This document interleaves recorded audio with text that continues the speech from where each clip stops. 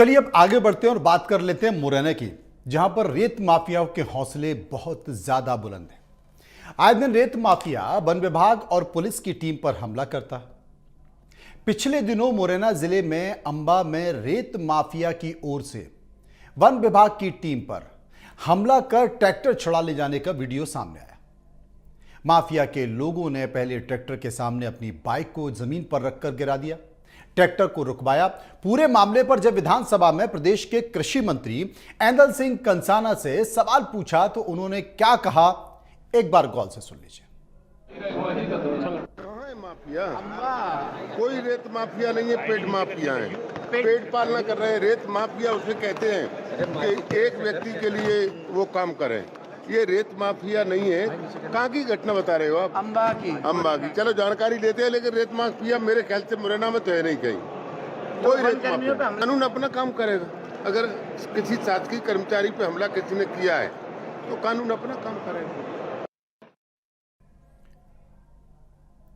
अब चंबल में जिस पेट माफिया की बात एंदल सिंह कंसाना कर रहे थे, उस पेट माफिया के बारे में मैं यही कहूंगा कि चंबल में जो पेट माफिया का खूनी खेल चल रहा है, यह खूनी रोजगार जो चल रहा है, जिसका जिक्र एंदल सिंह कंसाना कर रहे थे, उसके बारे में बताता हूं कि वो हर साल औसतन 5 लोगों की जान ले रहा है।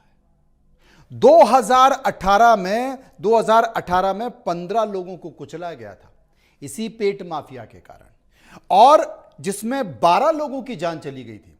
कलेक्टर, एसपी किसी को छोड़ा नहीं। मेरे पास कुछ आंकड़े हैं, इन आंकड़ों को गौर से सुन लीजिए कि आखिर जिस पेट माफिया का जिक्र मंत्री एंदल सिंह कंसाना कर रहे थे, वो पेट माफिया अनगिनत घटनाएं कर चुका है। मैं आपको तारीख के हिसाब से बता देता हूं, एक बार सुन लीजिए। 31 मार्च 2014 को देवरी घड़ियाल केंद्र पर एसएएफ के हवलदार विश्वनाथ को माफिया ने गोली मार दी। 12 फरवरी 2015 को बरबासिन घाट पर जलीय जीवों की गणना करने गए वन अमले पर फायरिंग करके खदेड़ दिया। 5 अप्रैल 2015 को धनेला रोड पर डंपर से कुचलकर नूराबाद थाने के आरक्षक धर्मेंद्र सिंह चौहान की हत्या कर दी। 16 सितंबर 2015 को रेत के ट्रैक्टर ट्रॉली से कुचलकर हाईवे पर एक युवक की मौत हो गई। 7 मार्च 2016 को रेत माफिया ने वन आरक्षक नरेंद्र शर्मा को ट्रैक्टर से कुचल दिया और उसके बाद उसे मार दिया। 20 फरवरी 2017 को रेत के ट्रैक्टर ट्रॉली में मां बेटे को कुचला, जिसमें 4 साल के बच्ची की मौत हो गई, और यह वही अवैध उत्खनन लेके जा रहा था। 2 मार्च 2016 को टटेरा में रेत के ट्रैक्टर से कुचलकर 4 माह के मासूम की मौत हो गई। ये वही रेत माफिया यानी कि रेत का काम कर रहा था, रेत लेकर जा रहा था। 8 नवंबर 2016 को रामपुर कला में रेत के ट्रैक्टर ट्रॉली से कुचलकर एक महिला की मौत हो गई, वही ट्रैक्टर ट्रॉली जो अवैध रेत उत्खनन का काम कर रहे थे। 18 जून 2017 को रेत से भरे ट्रैक्टर ट्रॉली ने 2 सगे भाइयों को कुचल दिया, इसमें भी अवैध रेत उत्खनन ले जाया जा रहा था। 25 जून 2017 को रेत के ट्रैक्टर ट्रॉली से कुचलकर महिला की मौत हो गई। 25 दिसंबर 2017 को अंबा में रेत के ट्रैक्टर ट्रॉली एक खिलाड़ी को कुचल दिया और विरोध में वहां पर जाम भी लगा था, हंगामा हुआ था। फरवरी 2019 में तत्कालीन थाना प्रभारी, सिविल लाइन थाना प्रभारी ने उसके ऊपर ट्रैक्टर चढ़ाने की कोशिश की, जब उसका अवैध रेत उत्खनन का ट्रैक्टर पकड़ने की कोशिश की गई।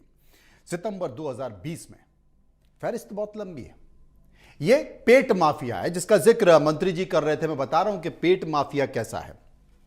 सितंबर 2020 में मुड़िया खेड़ा के घर में बाहर झाड़ू लगा रहे बुजुर्ग को अवैध रेत का ट्रैक्टर ट्रॉली निकला और वहां से उसे कुचल दिया।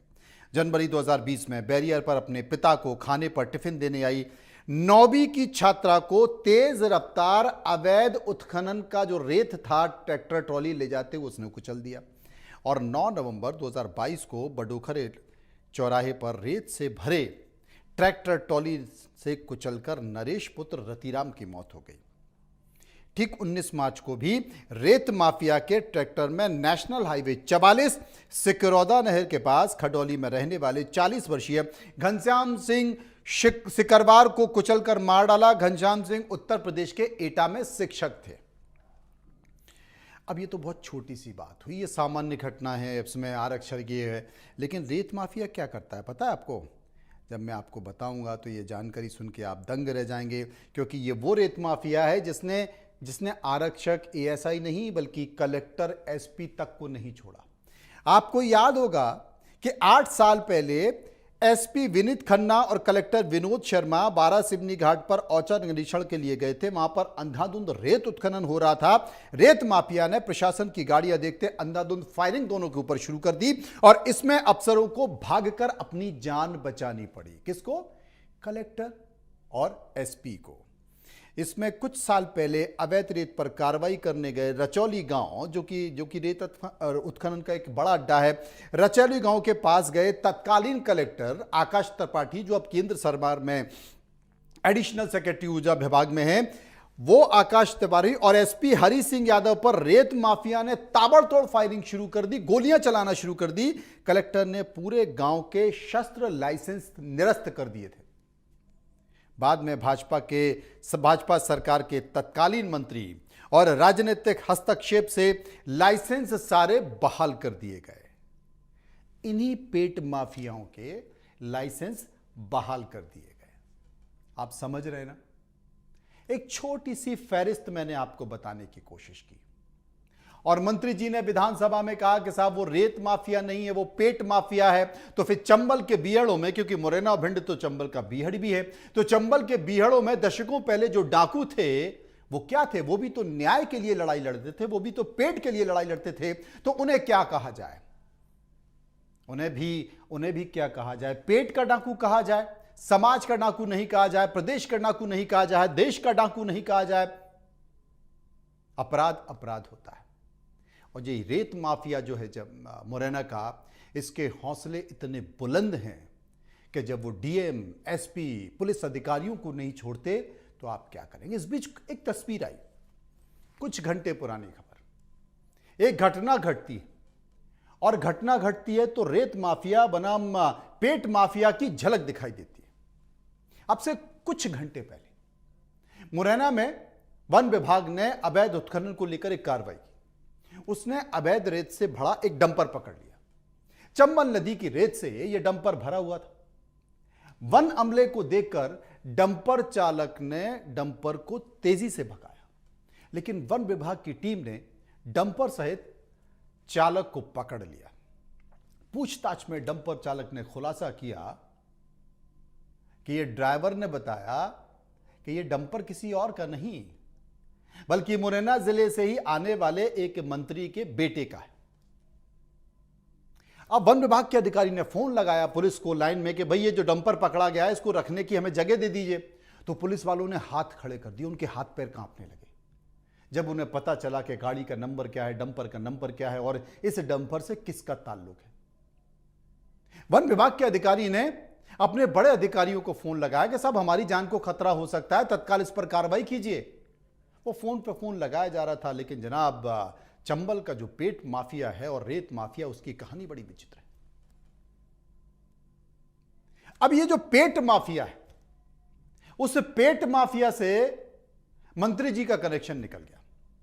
एक बार उस ड्राइवर, जो डंपर में ड्राइवर था, उसकी बात सुन लीजिए और वन विभाग के अधिकारी की बात सुन लीजिए। सुनिए।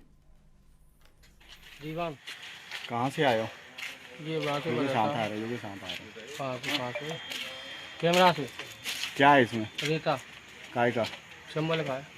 तो किसका था? कहाँ ले जा रहे थे? योगी साथ जो मुंगावली प्लांट में जा रहा था। किसके यहाँ ले जा रहे थे? ये प्लांट रोड वाले कंपनी में जा रहा था। किसका है डंपर ट्रक? किसका है ये? बंकू भैया का। तो मिस्टर को मेरे को 8-10 दिन हुई इसमें। कितने चक्कर लगाते दिन भर? एक चक्कर रात में बस। रात में पुलिस से बचने के लिए? तो आज क्या पुलिस ने कैसे पकड़ लिया आज आपको? हाँ फिर क्या ये पकड़ ले। अच्छा, तो कौन नहीं किया नेताजी ने? नेताजी भी पता ही नहीं है। अरे तो प्लांट काय का प्लांट है? क्या बन रहा है इससे? ये रोड वाले का प्लांट उसमें डालते। प्लांट किसका है? नेताजी का ही है? नहीं और का ऊपर। अच्छा, लेके वगैरह थे इसको? नहीं हम कहीं आगे तुम्हारे से लेगा। ऐसा है कि प्रतिदिन रूटीन के हिसाब से हम गश्ती करते थे। उसी की कड़ी में हम लगभग 8:30 बजे के आसपास वन मंडल मुरैना की टीम, जिसमें देवरी, मुरैना और अम्बा का स्टाफ था, और हम गश्ती के लिए कैलारस तक गए। उसमें 2 ट्रैक्टर अवैध खनन के पाए गए। पीछा किया तो उन्हें खाली करके भगा लिया। वो फिर उसके बाद में हमें ये डंपर मिला तो उसका पीछा किया। पीछा करने के बाद में आरोपी को पकड़ के रखा और उससे पूछताछ की गई। उसने बताया कि ये चंबल की रेता है, ये बर्मासन घाट का वो बता रहे हैं। और जैसे मतलब मेन रोड से चल रहे थे तो पिछला टायर का एक फट गया, जिससे मतलब ताने में सुरक्षा हेतु लाने में काफ़ी दिक्कत होगा। आपने गौर से सुना, एक डंपर पकड़ा गया, उस डंपर के ड्राइवर को पकड़ लिया। ड्राइवर के साथ साथ जो वन विभाग का अधिकारी था वो बता रहा था कि किस किस से बात की, कहां कहां बात की, लगातार फ़ोन लगाया, क्या स्थिति हुई। हालांकि जो वन अधिकारी हैं इनकी पूरी बात नहीं आई है, ये बात थोड़ी छोटी कर दी है हमारे प्रोड्यूसर ने। लेकिन ये वो तमाम तरह की तस्वीरें हैं जो बताती हैं कि पेट माफिया और रेत माफिया क्या है। अब इस पूरे मामले में जो भूरा गायकवाड़ है वो खुद इस बात का जिक्र कर रहे हैं कि इस इलाके के एक बड़े नेताजी का है। ड्राइवर कह रहे हैं कि साहब मंत्री जी के बेटे जो हैं उनका ये पिंकू नाम का जिक्र किया जा रहा था। ये डंपर उनका है, रात में लेके आ रहे थे। चंबल की रेत, चंबल आप समझते हैं क्या है? चंबल की नदी है, वहां पर जो घड़ियाल है, घड़ियाल की सेंचुरी है और उसे एक सेंचुरी को खतरा है। चंबल की रेत में आप इस तरह से अवैध उत्खनन नहीं कर सकते, लेकिन यकीन मानिए जम के उत्खनन हो रहा है। और हर घंटे 12 घंटे में, 24 घंटे में आपको ऐसे कई उदाहरण दिखाई दे जाएंगे जिससे आपको स्पष्ट तौर पर पता चलेगा कि अवैध उत्खनन हो रहा है। अब ये घटना हो गई, घटना के बाद ये तस्वीरें सामने आ गया, ये बयान सामने आ गया, प्रशासन के हाथ पैर फूल गए। और जब उसके बाद मंत्री जी को पता चला तो मंत्री जी ने कहा कि जनाब ये तो साजिश है मेरे खिलाफ। कि किस तरीके से इन आरोपों को लेकर मंत्री जी ने सफाई दी और बताने की कोशिश की कि यह साजिश उनके खिलाफ कैसी है और किसने की है। गौर से सुनिए। ये आरोप मेरे पे जो लगाए, कुछ लोगों ने आरोप निराधार हैं और जिन जिन लोगों ने आरोप लगाए उनके खिलाफ में मानहानि का दावा हम करने जा रहे हैं। कल खुली, सबसे पहले हम मानहानि का दावा करेंगे और जांच हो रही है। उसमें जिसके नाम रजिस्ट्रेशन है, जिनकी गाड़ी है, वो सारे लोगों के नाम आ चुके हैं। ड्राइवर कौन है, गाड़ी किसकी है, और उसमें मेरे खिलाफ और हमारी पार्टी के खिलाफ, पार्टी को बदनाम करने की साजिश है कुछ लोगों की। वो काफी दिनों से व्यक्तिगत रूप से हमसे दुश्मनी रखते हैं। क्यों रखते हैं मुझे पता नहीं। मैं इन लोगों के खिलाफ मानहानि का हम दावा कर रहे हैं और मैंने तो ये कहा कि मेरे पे आरोप किस आधार पर लगा रहे हो। और मैं आज भी कह रहा हूं कि अगर मेरे लड़के का ये ट्रक है और उसमें जांच करा लो, चाहे जिस एजेंसी से, अगर हम दोषी हैं तो या तो मैं राजनीति से संन्यास ले लूंगा आज ही। जिस दिन जांच आ जाए और मेरे सामने आ जाए कि ये मैं दोषी हूं, मेरा लड़का दोषी है, और या जो आरोप लगाने वाले हैं ये इसके पीछे बहुत बड़ा। देखिए, काफी वरिष्ठ मंत्री हैं ऐदल सिंह कंसाना और मुरैना की सुमावली विधानसभा से आते हैं। उनका अच्छा खासा प्रभाव भी है और सबसे बड़ी बात है कि एक उन्होंने महत्वपूर्ण बात कही है। उन्होंने कहा है कि जो भी लोग आरोप लगा रहे हैं मैं उनके खिलाफ मानहानि का दावा करूंगा, नंबर एक। दूसरी चीज वो कहते हैं कि अगर कोई इस बात की सिद्ध कर दे कि ये डंपर हमारा है या हम रेत उत्खनन करा रहे हैं तो मैं राजनीति से संन्यास ले लूंगा। ये बड़ी बातें हो गई। मंत्री जी को ये बड़ी बातें नहीं करनी चाहिए। ऐदल सिंह कंसाना ये भली बात ही जानते हैं कि मुरैना में और चंबल में जमकर अवैध उत्खनन हो रहा है।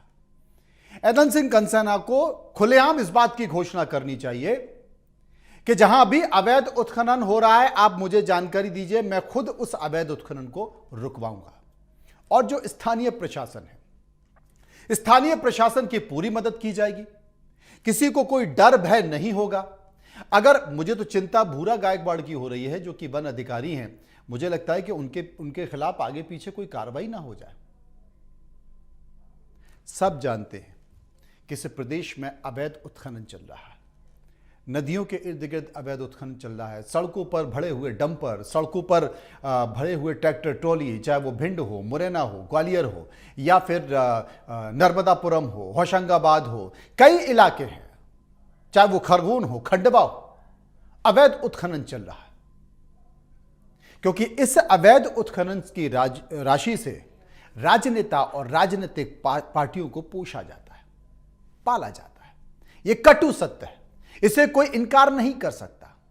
लेकिन अच्छी बात है कि अदल सिंह कंसा ने इस बात का जिक्र किया है। हम ये भी कहेंगे कि वो आने वाले समय में प्रशासन की मदद करे और खुद वो अवैध माफियाओं को पकड़वाए, अपने कार्यकर्ताओं को संकेत दे कि जहां भी इस तरह का अवैध उत्खनन हो रहा है, भारतीय जनता पार्टियों को संकेत दें, वो तत्काल कार्रवाई करें, प्रशासन के साथ जाके कार्रवाई करें, उसको पकड़ें और थाने में बंद कराएं।